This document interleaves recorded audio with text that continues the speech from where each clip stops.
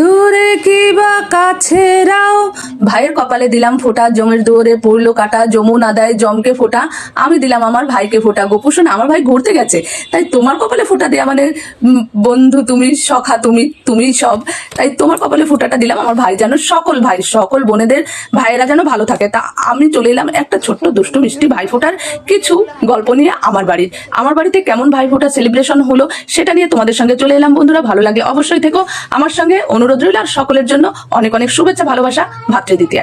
আমার মেয়ে তো সকাল সকাল ঘুম থেকে উঠে, আমি আর কি করবো, আমি তো চারিদিকে দৌড়াদৌড়ি করতে করতে এত সকালে ফোটার অনুষ্ঠানটা শুরু করেছে। ওর জ্যাঠার ছেলে, ওর জ্যাঠার দুই ছেলে, মানে ছোটজন ফোঁটা দিয়ে শ্বশুর বাড়িতে তো একটু টান থাকেই, মানে আমার বৌমা ফোঁটা দিতে যাবে, ও তো বেরিয়ে যাবে, এর জন্য ওর জন্য সবাই একদম সকাল সকাল উঠে, যেহেতু আজকের পুরো দিনটাই ছিল ভাই ফোঁটার তিথি বা সময় ছিল, যাই হোক আমার বাড়িতে এত তাড়াতাড়ি আমি কি গুছিয়েছি সেটা হয়তো তোমাদের দেখাতে পারলাম না।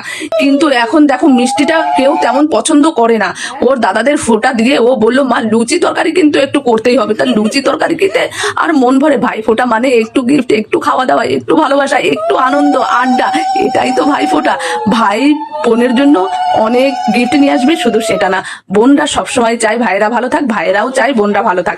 সকলের কেমন লাগলো আমার ভাই ফোঁটার অনুষ্ঠানটা জানাবে অবশ্যই। এই যা কি করেছি, লুচি চিকেন করেছি, কথায় কথায় বক বক করতে করতে সেটা বলতে ভুলেই গেছি বন্ধুরা।